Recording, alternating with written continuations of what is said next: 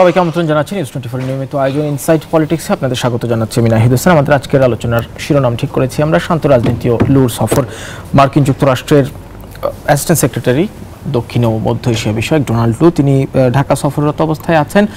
গতকাল আমরা এই সফরের কূটনৈতিক বিষয়গুলো নিয়ে আলোচনা করেছিলাম। আজ এই সফরের রাজনৈতিক দৃষ্টিভঙ্গি এবং রাজনীতির মাঠে এর প্রভাব আদৌ আছে কি নাই, নির্বাচনের আগে যুক্তরাষ্ট্রের যে নির্বাচনকে কেন্দ্র করে নানান রকম সমালোচনা, তার প্রেক্ষিতে নির্বাচনের পর যুক্তরাষ্ট্রের সাথে বাংলাদেশ সম্পর্ক ডোনাল্ড লু আজ স্পষ্ট করেই বলেছেন যুক্তরাষ্ট্র এবং বাংলাদেশের মধ্যে যে সম্পর্ক সেই আস্থার সম্পর্ক তারা পুনর্নির্মাণ করতে চায়। তিনি ইংরেজিতে শব্দটি ব্যবহার করেছেন রিবিল্ড দ্য ট্রাস্ট, এবং সেই জায়গা থেকে নেতিবাচক ইস্যুর বাইরে ইতিবাচক বিষয়গুলোতে আলোচনা হয়েছে। অনেক অস্বস্তি আছে সেটি গত বছর নির্বাচনকে কেন্দ্র করে তৈরি হয়েছিল, সেটি ডোনাল্ড লু স্পষ্টতই স্বীকার করেছেন। তবে তিনি একই সাথে বলেছেন পেছনে তাকাতে চাই না, সামনের দিকে তাকাতে চাই, যার সাথে একমত হয়েছেন বাংলাদেশের পররাষ্ট্রমন্ত্রীও। এই বিষয়গুলো নিয়ে আলোচনা করতে চাই। আমাদের সাথে আজকে যুক্ত হয়েছেন জনাব অসীম কুমার উকিল, বাংলাদেশ আওয়ামী লীগের সংস্কৃতি বিষয়ক সম্পাদক এবং সাবেক সংসদ সদস্য, আপনাকে আমন্ত্রণ জানাচ্ছি। আমাদের সাথে আরও যুক্ত আছেন জনাব মোশাররফ আহমেদ ঠাকুর, আহ্বায়ক জাতীয়তাবাদী সাংস্কৃতিক ফোরাম, আপনাকে আমন্ত্রণ জানাচ্ছি। শুরু করতে চাই অসীম কুমার উকিল আপনার কাছ থেকেই। নিশ্চয়ই জেনেছেন ডোনাল্ড লু কী ধরনের বার্তা দিয়েছেন। গতকাল প্রধানমন্ত্রী বেসরকারি বিনিয়োগ উপদেষ্টার বাসায় একটি ঐশী ছিল, সেখানেও প্রথম আমরা সেই শব্দটি শুনতে পেরেছি। ডোনাল্ড লুকে কোট করে জনাব সালমান এফ বলেছিলেন যে তারা আস্থার সম্পর্ক পুনর্নির্মাণ করতে চান, রিবিল্ড দ্য ট্রাস্ট, এই শব্দটি ব্যবহার করেছেন এবং সেটি আজকে নিজ মুখে ডোনাল্ড লুই আমাদেরকে বলেছেন। সব মিলিয়ে আপনার কি মনে হয় যে নির্বাচনের আগে নানান ইস্যুতে গণতন্ত্র, মানবাধিকার, এইসব ইস্যুতে যুক্তরাষ্ট্রের যে সমালোচনা মুখর অবস্থান, সেটি নির্বাচনের পর আগামীর দিকে তাকিয়ে তারা সত্যিকার অর্থেই অস্বস্তি কাটিয়ে সামনের দিকে এগিয়ে যেতে চায়? আপনাকে ধন্যবাদ, সহ আলোচককে স্বাগত, যারা টেলিভিশন সেটের সামনে বসে অনুষ্ঠান দেখছেন তাদেরকে শুভেচ্ছা। নিঃসন্দেহে সারা দেশের মানুষ, এদেশের মানুষ যারা যেখানে আছে তারা সবাই বাংলাদেশের ডোনাল্ড লুর সফরের দিকে তাকিয়ে আছে। অর্থাৎ এটা অত্যন্ত গুরুত্বপূর্ণ বিষয়। নির্বাচনের পূর্ব অবস্থান, পরবর্তী অবস্থান, আজকের দিনে সবকিছু মিলিয়ে একই, অত্যন্ত গুরুত্বপূর্ণ। এটাকে ফ্রম অল রেসপেক্ট এটাকে খাটো করে দেখার অবকাশ আছে বলে আমি মনে করি না। আমাদের উনি ভারত এবং শ্রীলঙ্কা সফর করেছেন ইতিমধ্যে, না? চেন্নাই এবং কলম্বো গিয়েছিল। হ্যাঁ, সেখান থেকে শেষ করে এখানে এসেছেন। আমার কাছে মনে হচ্ছিল যে এটা বেশ একটু দেরি হয়ে গেছে, আরো আগে হলে তো আরো ভালো হতো। বিষয়টা এইরকম ভাবে দেখছি। এখন ধরেন নির্বাচনের পূর্বে পিটার হাসের বিভিন্ন কর্মকাণ্ড, বিভিন্ন মন্তব্য, বিভিন্ন অফিসে যাতায়াত, এগুলো দেখে মানে আমাদের আলোচনা হচ্ছিল যেন বিএনপির মুখপাত্র হিসেবে পিটার হাস কাজকর্ম করছে, এরকম আলোচনাটাও চলে এসেছিল। ওনার অবস্থানটাও নির্বাচনের পরে পিটার হাসের অবস্থানও এটা চেঞ্জ হয়েছে, আজকে এখানে এসেছেন এবং সামগ্রিকভাবে যে বিষয়গুলো আলোচনা হচ্ছে এটা আমাদের জন্য সুখপ্রদ। আমি বিশ্বাস করি যে এই আমাদের সম্পর্কটা আরো যে রিবিল্ডের কথাটা আমি যেতে চাচ্ছি না, আমাদের সম্পর্কটা আরো মধুর হবে, সুন্দর হবে। গণতন্ত্রের বিকাশমান ধারায় এটাকে বিকশিত করার ক্ষেত্রে সহায়ক হবে বলে মনে করি। এটা আরো আগে আসতে ভালো হতো। অনেকগুলি বিষয় আমাদের সাথে রিলেটেড। আগে যেটা ছিল নির্বাচন পূর্ব যে অবস্থানটা ছিল সেটা ডেমোক্রেটিক প্রসেসে, ওভারঅল পলিটিক্সে কোনো দলের প্রতি সমর্থন বা একটা ফেভার বিষয়টা ছিল। কিন্তু নির্বাচন পরবর্তী সিনারিওটা পাল্টে যায়। সরকার গঠন হওয়ার পরে সরকারকে সহযোগিতার জায়গাটুকুই থাকে। সরকারকে সহযোগিতা করে নিজের কতটুকু সুযোগ সুবিধা আদায় করে নেওয়া যায়, নিজের লাভটুকু কতটুকু, নিজের ভালো কতটুকু, সেই জায়গাগুলি তারা ভালোভাবে থাকে। সেক্ষেত্রে মার্কিন যুক্তরাষ্ট্রের সাথে অনেকগুলি বিষয় আছে, আমাদের দিক থেকেও আছে, তাদের দিক থেকেও আছে।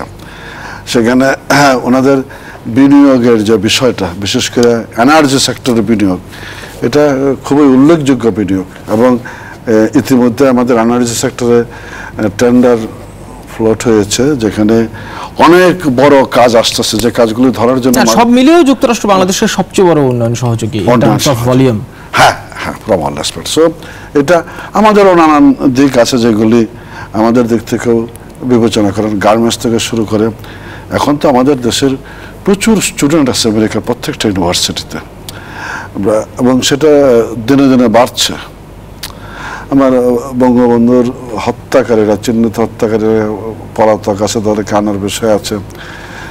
আমাদের একটা র্যাবের উপরে একটা স্যাংশন ছিল, সেটি সহজীকরণ করার একটা বিষয় আছে। এরকম অনেকগুলি বিষয় নিয়ে আমাদের এগিয়ে যাওয়া। এই সফরের যতটুকু জানা গেছে, যতটুকু শোনা যাচ্ছে, সব বিষয়গুলি পজিটিভ। দুদেশের সম্পর্ক উন্নয়ন, সম্পর্ক গভীর করা, এগিয়ে নিয়ে যাওয়া, এটা আমাদের রাজনীতিতে এটা সুবাতাস হবে বলে আমিও মনে করি। এটা কারোর প্রতি কটাক্ষ করে নাই। অনেকের অনেক প্রত্যাশার জায়গা নির্বাচন পূর্ব যেটা ছিল, নির্বাচন পরবর্তী সেই জায়গাগুলি নেই।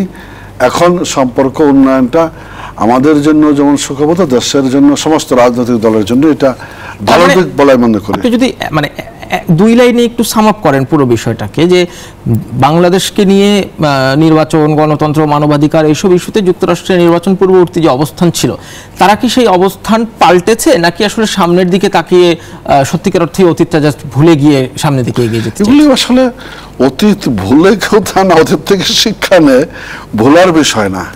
তবে অবশ্যই যাই বললাম যে তার বিনিয়োগ আছে, সে তো তার বিনিয়োগের সিকিউরিটি চাবে। বিনিয়োগের সিকিউরিটি চাইলে সরকারের সাথে একটা সুসম্পর্ক রাখতে হবে। ওরা সামনের দিকে এগোতে চায়, কিন্তু অন্যান্য ইস্যুগুলি একেবারে ছেড়ে দেবে, ভুলে যাবে, আমি তা মনে করছি না। এটা নিয়ে কথা বলবে, কিন্তু সম্পর্কটা উন্নয়ন, যেটা বলতেছেন রিবিল্ড করা, সেই জায়গাটাতে থাকবে, আগাবে সম্মুখ পানে। ডোনাল্ড লু আজকে তাই বলছিলেন, এবং উনি স্পষ্ট করেই বলেছেন যে আমাদের মধ্যে কিছু হার্ড ইস্যুজ আছে। গত বছর একদম স্পেসিফিক্যালি বলেছেন, গত বছর নির্বাচনকে নিয়ে আমাদের free and fair, violenceless election promote করতে গিয়ে একটি অস্বস্তি তৈরি হয়েছে। উনি টেনশন শব্দটি ব্যবহার করেছেন, এবং সেটি থাকবেই, এটি আমাদের সম্পর্কের একটি কমন ইস্যুস। তবে আমাদের যে ইতিবাচক সহযোগিতাগুলো আছে সেগুলো নিয়ে আমরা কাজ করতে চাই। আপনি যেটি স্টুডেন্টের কথা বলছিলেন সেটি নিয়ে উনি কথা বলেছেন। জিএসপি সুবিধা, সেটিও হয়তো আবার যখন রিলঞ্চ হবে তখন বাংলাদেশকে অগ্রাধিকারে রাখবেন, এবং র্যাবের প্রত্যাহারের, নিষেধাজ্ঞা প্রত্যাহারের বিষয়ে সেটি যেহেতু একটি প্রক্রিয়ার মধ্য দিয়ে হয়েছে, প্রত্যাহারটিও একটি প্রক্রিয়ার মধ্য দিয়ে যেতে হবে। ধন্যবাদ জনাব অসীম কুমার উকিল। জনাব মোশাররফ আহমেদ ঠাকুর, সার্বিক চিত্রে কি মনে হলো যে যুক্তরাষ্ট্র কি আসলেই, যদি বলি নিজের কূটনৈতিক কিংবা রাজনৈতিক স্বার্থেই বাংলাদেশ সম্পর্কে তাদের অবস্থান বদলালো আগামী দিনের সম্পর্ককে কেন্দ্র করে? ধন্যবাদ আপনাকে, ধন্যবাদ দর্শক শ্রোতা এবং 90-এর ছাত্রগণ অভ্যুত্থানের অন্যতম সিপাহ সালার অসীম কুমার উকিল, আমাদের অগ্রজ, আপনাদের সবাইকে ধন্যবাদ। আমি আপনাকে বলি যে এখানে কোয়েশ্চেন শব্দটা যা আপনি এতক্ষণ আলোচনা করলেন, সেটা হচ্ছে ডোনাল্ড লু বলছেন যে আমরা রিবিল্ড কখন প্রশ্ন আসে? যখন প্রশ্নটা আসে যখন কোথাও একটা ফাটল হয়েছে, ফাটল হওয়ার পরে এটাকে পুনর্নির্মাণের প্রশ্ন আসে। এর ছাড়া তো আর পুনর্নির্মাণের কোনো প্রশ্ন আসে না। যখন কোথাও ভেঙে পড়ে বা ফাটল ধরে, আমি খুব ছোট করে ধরলাম ফাটল, আর ভেঙে পড়েছিল আমি তা মনে করি না। তো সেই জায়গাটাতে মনে হয় যে আপনি দেখেছেন যে নির্বাচনের পর মার্কিনেরা খুব স্পষ্ট করে বলে যে নির্বাচন, গণতন্ত্র, মানবাধিকারের প্রশ্নে আমাদের দৃষ্টিভঙ্গি কিছুই পাল্টায় নাই, বাট আমরা সরকারের সাথে কাজ করব। এটা এর সাথেও কাজ করেছে, অন্যান্য সামরিক সরকারের সাথেও কাজ করেছে। এটা গেল এক। 2 নম্বর হচ্ছে যে ডোনাল্ড লুর সফরকে কেন্দ্র করে অনেকগুলি কথাবার্তা ভেসে বেড়াচ্ছে। একটা হচ্ছে যে দাদা বলেছেন যেটা অসীমদা, সেটা হচ্ছে যে ফরেন ডাইরেক্ট ইনভেস্টমেন্টে সিঙ্গেল কান্ট্রি হিসাবে বাংলাদেশ, আমেরিকা বাংলাদেশ সবচেয়ে 1 নম্বর এখনও আছে। তাদের অ্যারাউন্ড $30 বিলিয়ন হচ্ছে ফরেন ডাইরেক্ট ইনভেস্টমেন্ট। তো ফরেন ডাইরেক্ট ইনভেস্টমেন্টের $30 বিলিয়ন যে ফরেন ডাইরেক্ট ইনভেস্টমেন্ট, তারা শোনা যায় যে দীর্ঘদিন ধরে তারা ট্যাক্স পরিশোধের পরেও, সরকারকে ট্যাক্স পরিশোধের পরেও তারা ডলার সংকটের কারণে তারা এদের লভ্যাংশ যেটা এটা নিতে পারছে না। এটা একটি বড় প্রশ্ন। এবং আপনি দেখছেন যে গতকালকে তাদের অ্যাম্বাসেডর পিটার হাস বাংলাদেশ ব্যাংকে গিয়েছিলেন এই সম্পর্কে খোঁজখবর জন্য। আজকে বিভিন্ন জায়গায় এই কথাটা ঘুরে বেড়াচ্ছে যে ফরেন ডাইরেক্ট ইনভেস্টমেন্টের লভ্যাংশ তারা নেওয়াটা এটা তাদের জন্য একটা বড় ইস্যু। এটা তো নিতে চাইবেই। মানে এটি যুক্তরাষ্ট্রের মালিকানাধীন অনেক বেসরকারি প্রতিষ্ঠানের ক্ষেত্রেও ঘটেছে।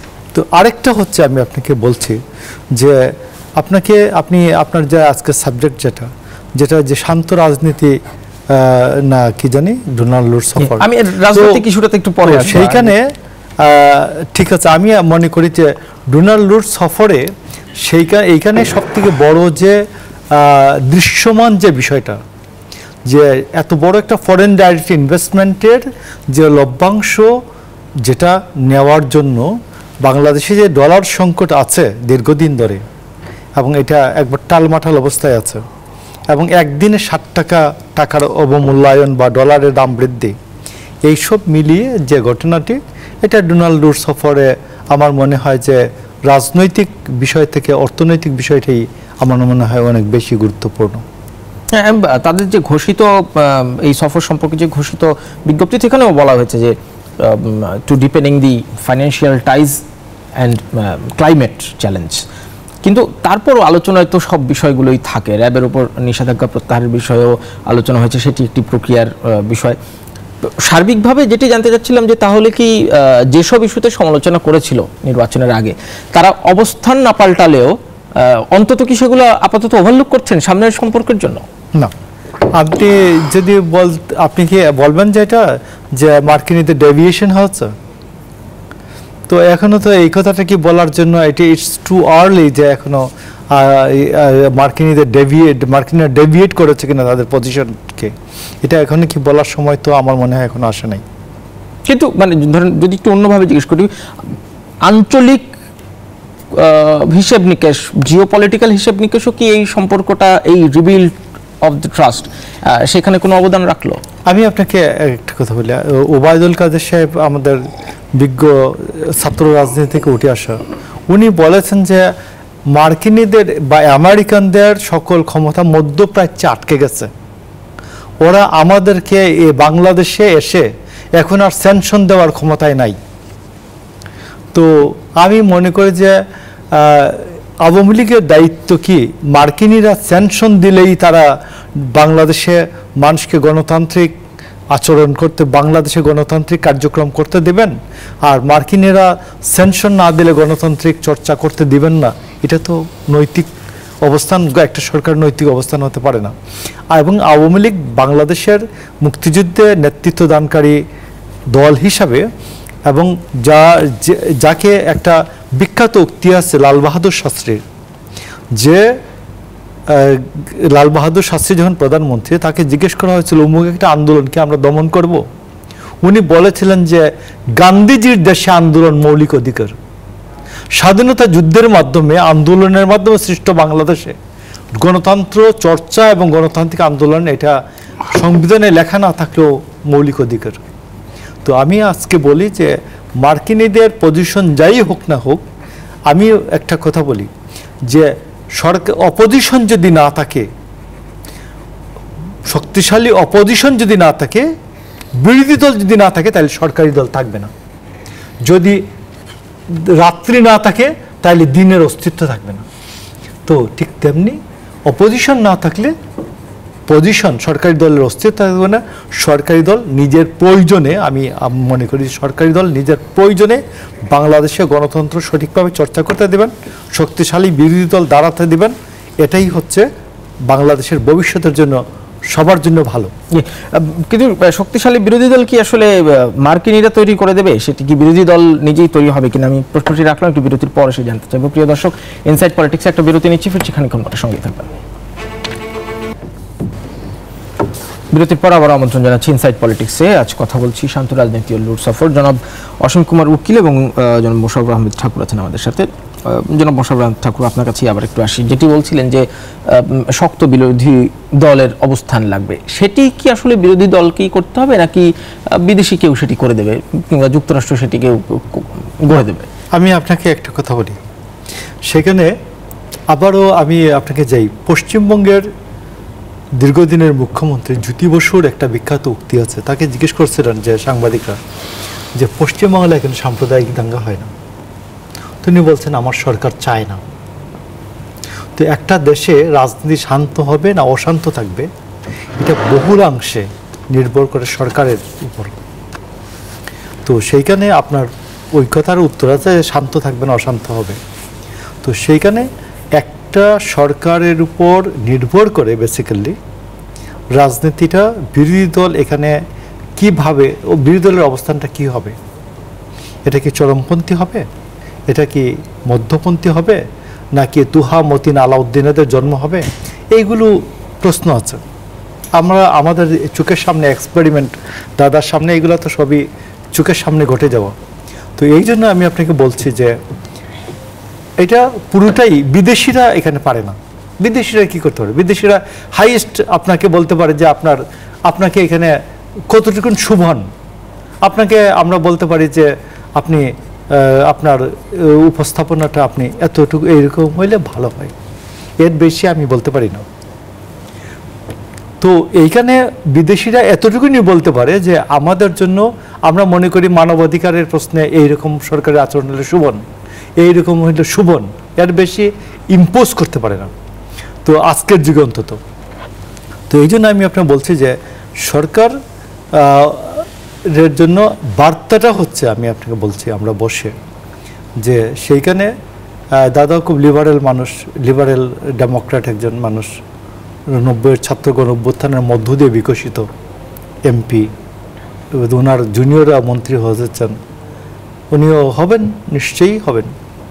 তো সেই ক্ষেত্রে আমি মনে করি যে আমার আর্গুমেন্ট আর্জটা হচ্ছে যে সেইটা হচ্ছে যে সরকার, বিরোধী দল না থাকলে সরকার থাকে না ডেমোক্রেটিক ইয়াতে, পন্থায়। নির্বাচনের আগে একটা লম্বা সময় আমরা দেখেছিলাম যখন বিদেশি কোনো অতিথি আসতেন, যুক্তরাষ্ট্রের অনেক কর্মকর্তা সফর করেছেন, তখন যারা বিরোধী দলের রাজনীতিবিদ তারা দেখা করেছেন, তারা তাদের কনসার্নগুলো ব্যক্ত করেছেন। যেহেতু গ্লোবাল ভিলেজ, উন্নয়ন সহযোগী রাষ্ট্রগুলোর সাথে এই আলোচনা চলতেই পারে। কিন্তু এবারে ডোনাল্ড লু সফরকে নিয়ে দেখলাম বিএনপি থেকে বলা হলো যে আমাদের লুয়ের সফর নিয়ে মাথা ব্যথা নেই। এটি কি শোভন বার্তা? না, আমি আপনাকে বলি যে একটা দরজায় আপনার সামনে একটা নির্বাচন করানো আসছে, এই সময়ে যখন কেউ মুভ করছে এবং মার্কিনিরা তখন খুব আগ্রহ দেখিয়েছেন গণতন্ত্র, মানবাধিকার এইগুলির প্রশ্নে তারা খুব আগ্রহ দেখিয়েছেন, এবং বিএনপি তখন আন্দোলনে ছিল যে সেটা হচ্ছে যে একটা ইনক্লুসিভ নির্বাচনের জন্য, একটা অংশগ্রহণমূলক এবং তত্ত্বাবধায়ক সরকারের অধীনে একটা নির্বাচনের জন্য একটা এইটার জন্য আন্দোলনে ছিল, তীব্র আন্দোলনে ছিল। ওই সময়ে সরকার আন্তর্জাতিক শক্তি বা গণতান্ত্রিক বিশ্ব যে আওয়াজটা বিএনপির সমস্বরে তারা আওয়াজটা উচ্চারণ করেছে, তারাও উচ্চারণ করে উচ্চকিত করেছে। তো সেই ক্ষেত্রে বিএনপি লোকজন তো একটু উৎসাহিত হতেই পারে, এটা উৎসাহিত হবে, এটাই স্বাভাবিক। কিন্তু এখন যখন যে ডোনাল্ড লুর সামনে, তার সামনে যখন তার ট্রেড বড় বিষয়, তো বিএনপি সেই ক্ষেত্রে তো খুব আগ্রহ না দেখানোরই বিষয়। কারণ তার যে সফর, আগে তার বিষয়টা ছিল মানবাধিকার, তার বিষয় ছিল গণতন্ত্র, এগুলোর ডিজাইন। আর এখন তার সফরের মূল বিষয়টা হচ্ছে ট্রেডের ডিজাইন, তার ফরেন ডাইরেক্ট ইনভেস্টমেন্টের লভ্যাংশের কী হবে, এইগুলো হলো তার বিষয়, সফরের বিষয়। তো তার সফরের বিষয় হচ্ছে রিবিল্ড, পুনর্নির্মাণ। তো পুনর্নির্মাণের ক্ষেত্রে তো আমাদের তো অপোজিশন তো এই ক্ষেত্রে ভূমিকা নাই। তো সেই ক্ষেত্রে অপোজিশন এই ক্ষেত্রে আগ্রহ দেখালেই কি না, বরঞ্চ আগ্রহ দেখানোটাই অমূলক, আগ্রহ দেখানোটা অপ্রাসঙ্গিক। তো এই জন্য বিএনপি বলেছে যে আমাদের এই বিষয়ে এতটা আগ্রহ নাই। ধন্যবাদ জনাব অসীম কুমার উকিল। আওয়ামী লীগের সাধারণ সম্পাদককেও বলতে শুনেছি যে লু এই সফরকে খুব বেশি পাত্তা দিচ্ছি না, কিংবা জো বাইডেনের কথা নেতানিয়াহু শোনে না, ফলে মানুষের ভোটে নির্বাচিত সরকার ভয় পাওয়ার কিছু নেই। এগুলো কি আসলে পলিটিক্যাল রেটরিক, কিংবা এই ধরনের কথার প্রতি আপনি বলছিলেন যে এটিকে, এই সফরকে কোনোভাবে আসলে ছোট করে দেখার সুযোগ নাই, তাহলে এই ধরনের বার্তা কি কখনো কখনো কূটনৈতিক সম্পর্কে খানিকটা অস্বস্তি তৈরি করে যখন সবাই স্বস্তি খুঁজছে? মানে দেখেন, রেটরিক কিনা সেটা যে বলেন, এটা হয় রাজনৈতিক, মানে কথার পৃষ্ঠে কথা থাকে, মানে মূল ফোকাসিংটা থেকে আশেপাশেও নেওয়া হয়। আমার দলের সাধারণ সম্পাদক মাননীয় মন্ত্রী জনাব ওবায়দুল কাদের আসলে ঠাকুর বলছিল আগে যে ছাত্রলীগের সভাপতি ছিল সেই 77-78 সালের দিনগুলিতে আগে সেই থেকে শুরু করে বিভিন্ন পথ পরিক্রমায় আসছেন, 3-3বারের মতো সাধারণ সম্পাদক হয়েছেন দলের একটানা দায়িত্ব পালন করছেন। নিঃসন্দেহে অভিজ্ঞতায় সমৃদ্ধ একজন মানুষ।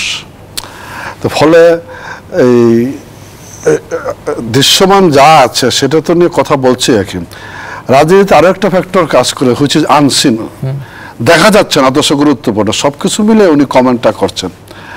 এটাতে এই কূটনৈতিক সম্পর্কে অস্বস্তি তৈরি করে আমার কাছে বিষয়টা এরকম মনে হয় না। সবকিছু মিলে এগিয়ে যাওয়ার জায়গাটা তৈরি করা হয়। এই দলের সাধারণ সম্পাদক দলের একটা কথা বলছে, আবার পররাষ্ট্রমন্ত্রী আজকের কথাটা মনে হতে পারে যে ভিন্ন কথাটা এক একজনের উপর এক একটা দায়িত্ব, সেই দৃষ্টিকোণ থেকে কথাগুলি বলেন, সেই জায়গা ধরে অগ্রসর হয়। আমরা এই যে ঠাকুর যেটি বলতেছিল যে আসলে তো সবকিছু মিলেই আমাদের রাজনীতি। আজকের লোর যে সফরে কেন্দ্র করে নিঃসন্দেহে আমরা একটা বেটার পজিশনে আছি ইলেকশন উত্তর বাংলাদেশে দাঁড়িয়ে। একটু হলেও কম কিংবা বেশি সেটা ভিন্ন, বিএনপি একটু বেকায়দায় আছে। এটার বাইরেও আজকের যে রাজনীতিটা, সেই রাজনীতিটার যে কেন্দ্রবিন্দুটা আগে রাশিয়াকে আমেরিকাকে মোকাবেলা করা, আমেরিকার সামনে দাঁড়ানোর যে বিষয়গুলি ছিল আজ থেকে 30 বছর আগে বা 50 বছর আগে, আজকের দিনে দাঁড়িয়ে কিন্তু ভূ রাজনৈতিক পরিস্থিতি সে জায়গায় নেই। আজকে আমার রাজনীতিতে ভারতকে আমার হিসাব করতে হচ্ছে, আমি হিসাবে নিতে পারি, আলোচনায় আনতে পারি চীনকে, রাশিয়া, জাপান, যে জায়গাগুলো আমার উন্নয়ন সহযোগী হিসেবে খুব ইম্পর্টেন্ট জায়গা, সেই জায়গাগুলিতে আমি এটা ব্যালেন্স করার সুযোগ আছে, আমাকে ক্ষেত্রটা তৈরি করে দিচ্ছে। আমাকে আমেরিকার উপর নির্ভর করতেই হচ্ছে, বিষয়টা এরকম না। আমি অবজ্ঞা করছি না, আমি ডিউ রেসপেক্ট রাখি যে এই যে ক্ষেত্রগুলি তৈরি হয়েছে ওদের সবারই সাথে আমার উন্নয়ন সহযোগী, এদের সবারই আমেরিকা অনেক বেশি, কিন্তু জাপান জায়গা শহর ইনভেস্টমেন্ট, চীনের ইনভেস্টমেন্ট ভলিউমটাকে, রাশিয়া কিংবা ভারত সব কিছু মিলে কোনোটাই অবজ্ঞা করার মতো জায়গা নাই। সেন্ট্রালি যে কন্ট্রোল ছিল আর কি, সেই কন্ট্রোলের জায়গাটা আজকে অনেক বেশি ডিসেন্ট্রালাইজ হয়েছে, ফলে আমাদের পক্ষে রাজনীতিটা নিয়ে এগিয়ে যাওয়া খুব সহজ হয়েছে। সেই জায়গাটা বিবেচনা রাখতে হবে। আপনার এই যে দেখেন, মানে গতকাল ডোনাল্ড লু এখানে আমেরিকান ক্লাবে একটা বৈঠকে মিলিত হয়েছিলেন সুশীল সমাজের প্রতিনিধিদের বাসায়।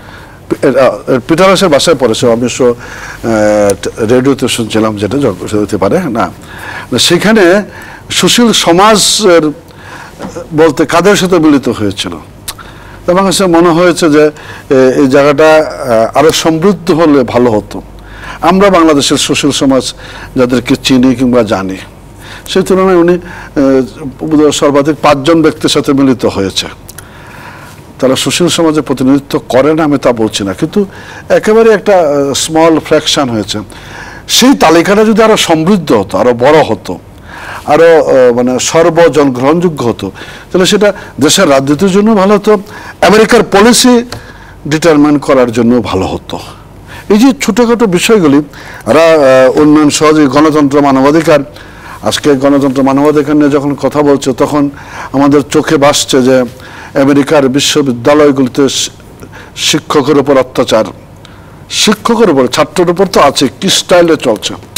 সেখানে মানবাধিকারের প্রশ্নটা আরো হাইলাইটে আসছে, যেভাবে ফিলিস্তিনের উপর হামলা হচ্ছে, শিশুদেরকে, নারীদেরকে যেভাবে হত্যা করা হচ্ছে, সারা বিশ্ব আজকে একসুরে কথা বলছে, কিন্তু সেখানে তো মার্কিন যুক্তরাষ্ট্রের টনক নড়ছে বলে তো আমার কাছে মনে হয় না। আমি মনে করছি আর কি যে বিষয়গুলি নিঃসন্দেহে আমার এই মোশাররফ হোসেন ঠাকুরদের প্রতি আমার আহ্বান থাকবে আর কি, যে মার্কিন যুক্তরাষ্ট্র প্রতিনিধি মাননীয় মন্ত্রী যিনি আমাদের উপমহাদেশটা দেখেন, ডোনাল্ড লু এখানে এসেছেন, ওনার সামগ্রিক পদক্ষেপটা প্রমাণ করে নির্বাচন পূর্ববর্তী অবস্থান, নির্বাচন পরবর্তী অবস্থান এক নয়, একই। এটাই স্বাভাবিক। নির্বাচনটাকে ঘিরে যে নির্বাচন সরকার গঠন করবে, দেশ পরিচালনা করবে, তার ব্যাপারে যে পদ্ধতি থাকবে, যে দৃষ্টিভঙ্গি থাকবে, স্থানীয় সরকার নির্বাচন ক্ষেত্রে সেটা মানানসই হয় না। কিন্তু বিএনপির সামগ্রিক বিষয়টাই হলো যে কইসি এর একটা কথা আছে না, নির্বাচনে যাব না আওয়ামী লীগকে ক্ষমতায় রেখে।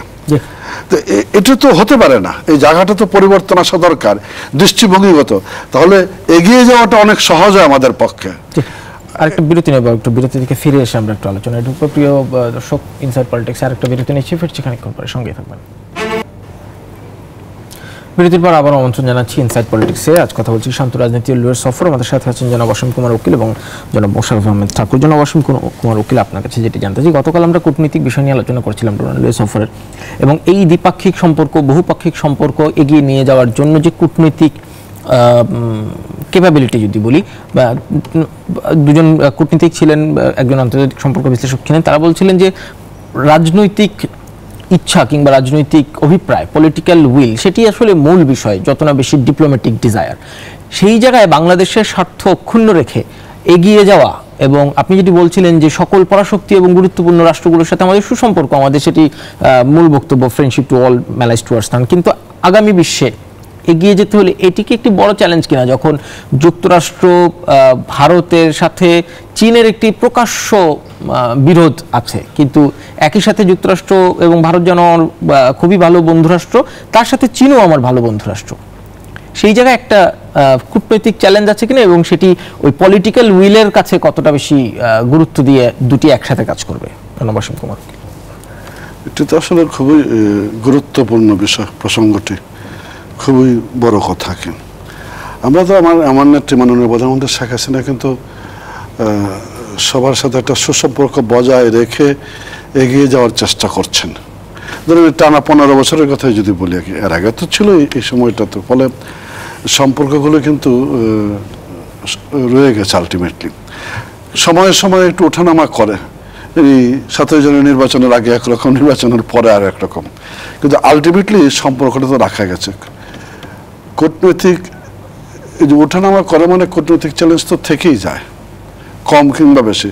কথা হয়েছে যে এটা আমরা কিভাবে দেখছি, আমরা কি উত্তরণ ঘটাতে পারছি কি না, সেই জায়গাটা মানে আমরা এগিয়ে যেতে পারছি। এটি আসলে নির্ভর করে প্রথমত হলো যে নিজেদের দেশপ্রেম, নিজের মানুষের উপর আস্থা, নিজের উপর আস্থা, এই জায়গাটা একটা মানুষকে সাহসী করে গড়ে তোলে। নিজের প্রজ্ঞা, জ্ঞান, অভিজ্ঞতা, এটা সব কিছু মিলানোর ক্ষেত্রে সহযোগিতা করে। আমার নেত্রী এই জায়গা থেকে দাঁড়িয়ে সব কিছু মিলে চেষ্টা করছে এগিয়ে যাওয়ার ক্ষেত্রে। এরকম বিষয়গুলো থাকবে। ধরেন এই মহান মুক্তিযুদ্ধের প্রাক্কালে চীন কিংবা আমেরিকার যে অবস্থান, তো আজকের দিনের তুলনায় অনেক বড় চ্যালেঞ্জ ছিল, এবং সেদিন ভারতের অবস্থানটা তো ছোট ছিল। প্রতিবেশী রাষ্ট্র ভারত সবচেয়ে বেশি সহযোগিতা করেছে, কিন্তু বিশ্ব রাজনীতিতে ভারতের অবস্থানটা তখন আর কত সুদৃঢ় ছিল। এরকম আমেরিকান হুমকি মোকাবেলা করার মতো, আবার আমেরিকা চীনের হুমকি, যৌথ হুমকি, রাশিয়া যদিও পাশে ছিল, সেটাও আমরা তৈরি করেছি। এবং এটি তো হয় 75 বিশ্বের অনেক বড় বড় দেশ আছে যারা বাংলাদেশকে স্বীকৃতি দেয় নাই, 75 বাংলাদেশকে স্বীকৃতি দিয়েছে। দেখেন কত বড়, মানে পৃথিবীর জঘন্যতম নৃশংসতম হত্যাকাণ্ড হলো 15 আগস্টের হত্যাকাণ্ড। এটি কোনো ব্যক্তির এখানে সমর্থন জানানোর কোনো বিষয় নেই, কোনো সুযোগ নেই, কিন্তু কোনো রাষ্ট্র মানে 75-এর 15 আগস্টের পর বাংলাদেশকে স্বীকৃতি দিল, অর্থাৎ তারা এই হত্যাকাণ্ডের পক্ষে অবস্থানটা নিল। এরকম ঘটনাও ঘটেছে। তারপরেও কূটনৈতিক সম্পর্কগুলি বজায় রেখে আমরা এগিয়ে যাওয়ার চেষ্টা করছি। আমার গণতন্ত্রের বিকাশমান ধারা বিকশিত হচ্ছে, অর্থনীতির সূচকগুলি ঊর্ধ্বমুখী। যদিও আজকের দিনে দাঁড়িয়ে আমাদের কাছে, আমার সরকারের কাছে সবচেয়ে বড় চ্যালেঞ্জ হলো অর্থনীতি। সেগুলি ধরে নিয়ে আমরা এগিয়ে যাচ্ছি সম্মুখ পানে।